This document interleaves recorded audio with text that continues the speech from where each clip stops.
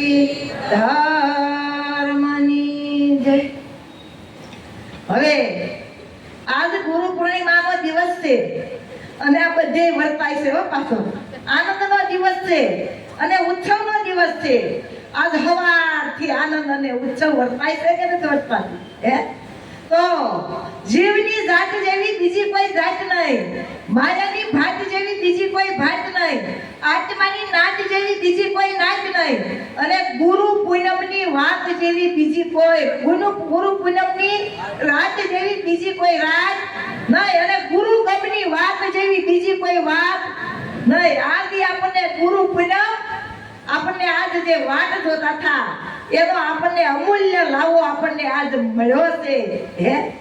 એટલા માટે દરેક સંતો હળી મળી અને ગુરુ મહારાજના ગુણગાન ગાવા માટે સર્વે એકત્રિત થયા છે, ગુરુ મહારાજના ગુણગાન ગાઈ રહ્યા છે અને ગૌરવી રહ્યા છે।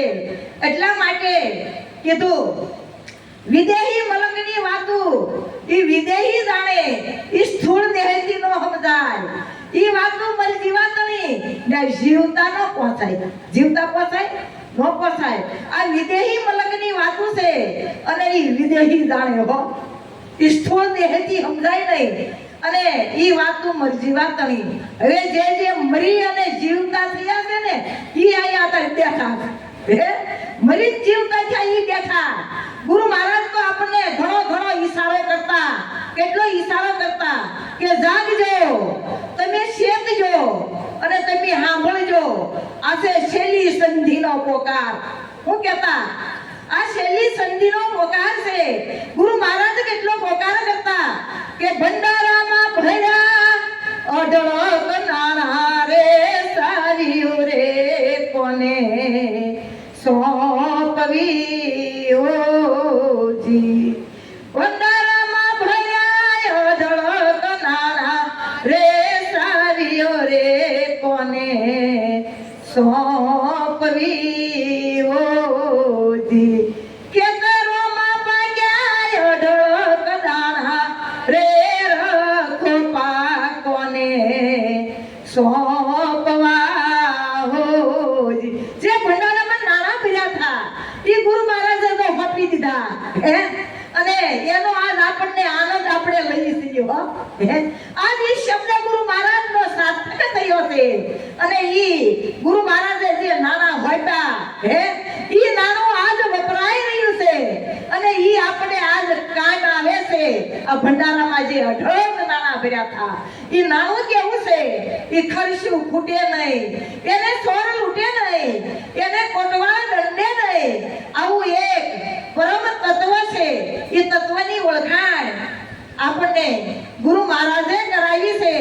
એટલા માટે કીધું શબ્દ વિહંગમ વાત હે પંથ હે ખોજત વિરલા કોઈ, શબ્દ છે વિહંગમ પંથ છે, એને ખોજત વિરલા કોઈ। આ પંથે આવા કોક મહાપુરુષો ઈ સડે છે, ઈ પહોંચે છે, બાકી કોઈ પહોંચી શકાતું નથી। એટલા માટે કીધું પ્રેમ થકી પંથક થકી આ પ્રેમ જ્યોતિ પ્રકાશ, આ પ્રેમ જ્યોતિનો આ બધો પ્રકાશ છે, તમે વિચાર તો કરો હે। ગુરુ મહારાજની જે પ્રેમ જ્યોતિનો પ્રકાશ હતો ઈ આજ પ્રકાશ પથરાઈ રહ્યો છે અને ઈ મણીના અંજવાળે આ બધાય સારો સરી રહ્યા છે હે।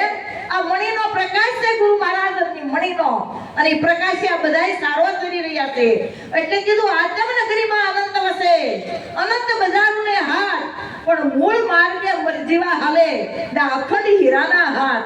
આ મરજીવા હોય ઈ મૂળ માર્ગે મરજીવા કોણ હાલે છે ને અખંડ હીરાના હાથ છે, અને ઈ હીરા અને ઈ ઝવેરી હે, જો ઈ હીરાની આપણે ઓળખાણ થાય, કોઈ એવા ઝવેરી મળી જાય, એવા કોક પારખ્યું મળી જાય, કોક એવા હીરાના માલિની મળી જાય તો કામ થઈ જાય એવું છે।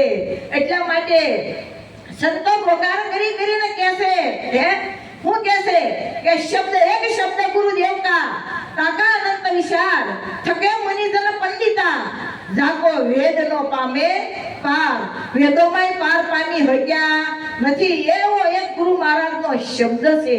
ઈ પહેલા આપણે શબ્દનો ની હતો, શેનો હતો શબ્દનો દેહ હતો અને આ હંસનો દેહ હતો હો. વિહંગમ માર્ગ હતો. 5 પાકા તત્વ હતા અને 3 પાકા ગુણ હતા. હવે 5 પાકા તત્વ કયા હતા કે ધર્મ, શીલ, વિચાર, દયા અને સત્ય. આ 5 પાકા તત્વ હતા અને 3 પાકા ગુણ હતા. વૈરાગ, વિવેક અને ગુરુ ભક્તિ. આ 3 પાકા ગુણ હતા અને હંસનો દેહ હતો. વિહંગમ માર્ગ હતો. એમાંથી આ હંસને વિચાર આવ્યો. એના સ્વરૂપનો વિચાર આવ્યો ને એને આનંદ થયો. આનંદ થયો ને પોતાના સ્વરૂપનો ભાન ભૂલી ગયો. 5 પાકા તત્વોમાંથી 5 કાસા તત્વ બન્યા. હવે ધર્મ ઘટ્યો એટલે આકાશ થયું. ધર્મથી આકાશ થયું અને શીલ ઘટ્યો હે એટલે અગ્નિ પ્રગટ થયો. વિચાર ઘટ્યો એટલે જળ પ્રગટ થયો. દયા ઘટી હે એટલે વાયુ પ્રગટ થયો. સત્ય ઘટ્યું અને પૃથ્વી પ્રગટ થઈ. આમ પાસા પાકા 5 તત્વથી કાસા 5 તત્વ બન્યા. આ શિવમાંથી પાછો જીવ બન્યો અને એ સદગુરુના શરણે જાય છે. ત્યારે ગુરુ મહારાજ જે અસલ સ્વરૂપ હતું, જે વિહંગમ માર્ગ હતો, ગુરુ મહારાજ એ માર્ગનો પારખું બનાવે. એ આપણને 5 પાકા તત્વનો દેહ હતો. એ આપણને એની ઓળખાણ કરાવે કે તારો આ માર્ગ નથી, તું જીવ નથી, તું શિવ છો. સદગુરુના માર્ગે જયાથી આપણને આવું જ્ઞાન પ્રાપ્ત થાય છે. ત્યાં સુધી જ્ઞાન આવું પ્રાપ્ત થતું નથી. અમે કીધું કે સામવેદની અંદર તત્વમસી. હવે તત્વમસી વાક્યની અંદર 3 પદ છે. તત્પદ, તવપદ અને અસી પદ. આ 3 પદ માં એક એવું ચોથું પદ છે. 3 પદમાં ચોથું પદ છે. ચોથું પદ કયું છે હે કે પારક પદ. કયું? આ 3 પદમાં ચોથું પદ છે પારક પદ છે. 3 પદની આપણને જ્ઞાન થાય, 4 વેદની પિસાણ થઈ જાય, પણ જ્યાં સુધી પારક પદ ન હોય ત્યાં એની કાંઈ ખબર પડે એવી નથી. પારક પદ આપણને ગુરુ મહારાજે શું બનાવ્યા છે? પારખું બનાવ્યા. શબ્દનો પારખ કરાવી છે ગુરુ મહારાજે. શબ્દની પારખ ક્યારે થાય કે કોઈ એવા સમૃદ્ધ ગુરુ મળી જાય ત્યારે આ શબ્દની પારખ થાય છે. ત્યાં સુધી પારખ થતી નથી. એટલા માટે શબ્દને પારખવા માટે આવા સંતોના શરણે જવાની જરૂર છે. ત્યાં સુધી ખબર પડતી નથી. એટલા માટે ગુરુ મહારાજ આપણને ઘણું સમજાવીને કહેશે હે. પણ ખરેખર જો આપણી સમજમાં આવી જાય તો આપણો બેડો પાર થઈ જાય હે અને આપણો જન્મારો સુધરી જાય એવું છે. એટલા માટે કીધું આંગણે તારે કોઈ નો આવે હીરાનો લેનારજી. આંગણે તારે કોઈ નો આવે હીરાનો લેનારજી. આ શેરી ઝવેરીની સોડીનો જાતો, શેરી ઝવેરીની સોડીનો જાતો, બકાલીની બજાર, હીરા તારે હીરાનો વેપારજી. હીરાનો વેપાર તું તો વેરાગનો જાણનાર, હીરા તારે હીરાનો હે વેપારજી. હું કીધું આને તારે કોઈનો આવે હીરાનો લેનાર, પણ શેરી ઝવેરીની સોડીનો જાતો, આ બકાલીની બજાર, હીરા તારે હીરાનો વેપાર. આ હીરાના પારખ્યું બનાવ્યા. પણ જો ભરવાડને હીરો મળ્યો હોય ને તો બકરાને ડોકે બાંધે હે. કુંભારને મળ્યો હોય તો ગધેડને ડોકે બાંધે અને આપણા કણજી પટેલને મળ્યો હોય ને તો બળદની ડોકે બાંધે. ઈ આપણે ઈ પારખું કરી હકે નહીં. પણ કોઈ એવા ઝવેરી મળી જાય, એના માલની મળી જાય તો એની કિંમત થાય. આ બધાય માલની છે હો, છે કે નથી? આ કિંમત કરવા વાળા છે અને આજે કિંમત કરી રહ્યા છે. અને ગુરુ મહારાજે આજ ખરેખર 1000 હાથ ધારણ કર્યા. કેટલા કર્યા? 1000 હાથ ધારણ કર્યા છે. 1000 હાથ વાળો જોવો હોય તો 1000 હાથ વાળો જોઈ લેજો. પછી કાલ કહેતા નહીં કાલ જોવા નહીં મળે. મળે? કાલે 1000 હાથ વાળો જોવા નહીં મળે.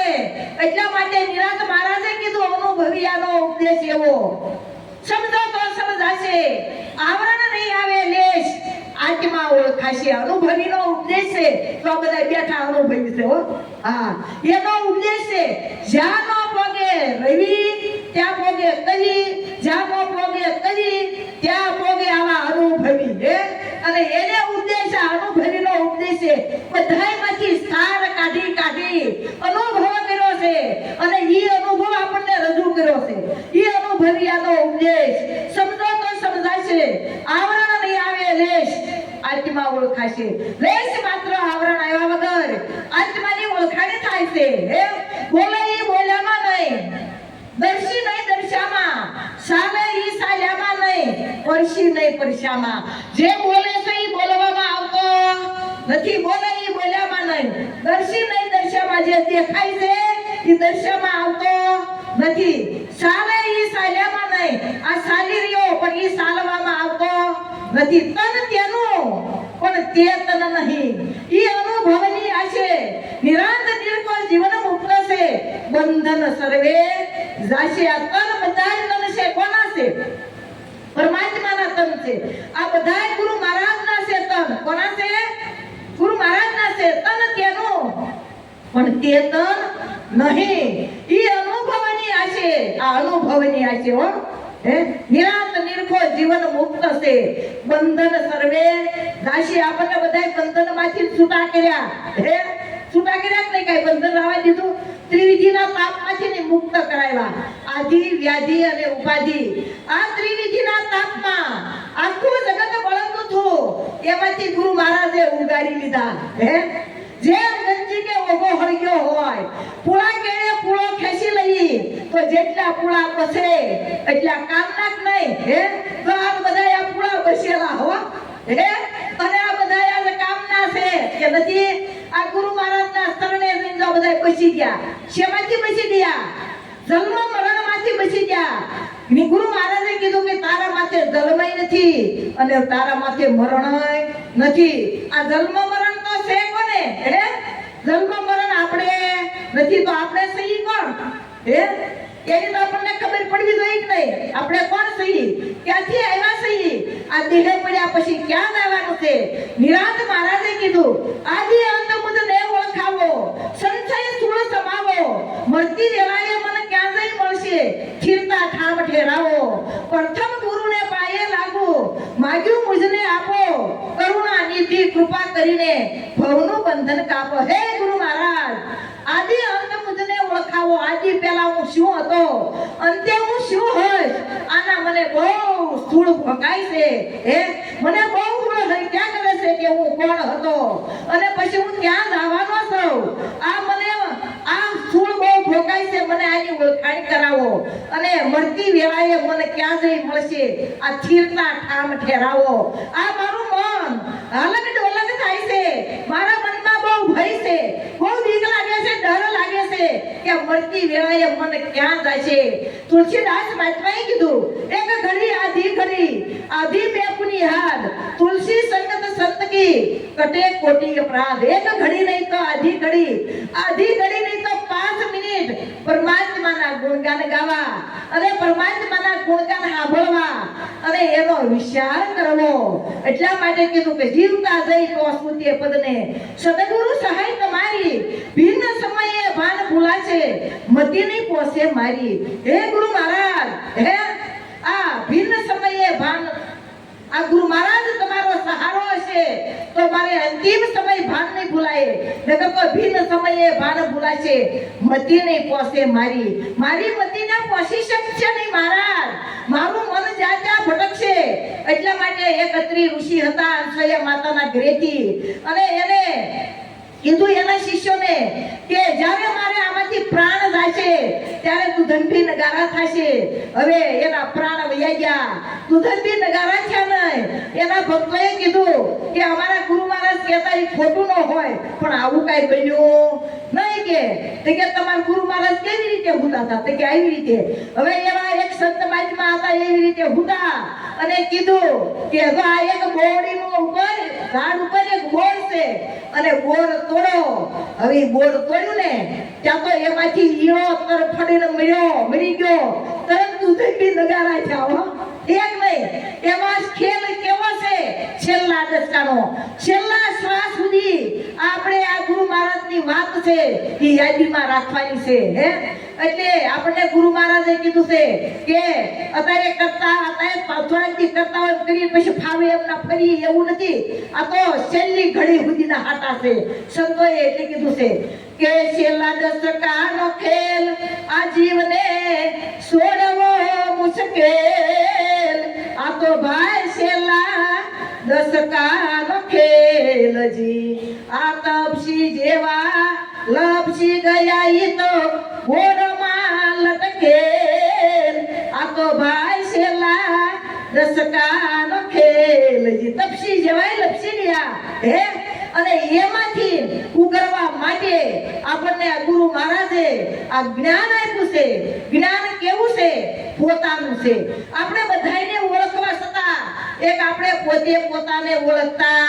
નથી બધાને ઓળખી હે આડોશી પાડોશીને ઓળખી હગાવાલાને ઓળખી બધાને ઓળખવા છતાં આપણે પોતે પોતાને ન ઓળખી તો કેટલું બધું અંધારું કહેવાય એટલા માટે સંતો પોકાર કરીને કહેશે કે તમે આ તમને ઓળખો રે તમે આ તમને ઓળખો રે એવી જાણી લો જીવની જાત મારવાલા જાણી લો જીવની જાત મારવાલા કોણ તો મેને ક્યાંથી આવ્યા રે કોણ તો મેને ક્યાંથી આવ્યા રે એ આ કેવા તમારા દીદાર મારવાલા કેવા તમારા દીદાર મારવાલા તમે આ તમને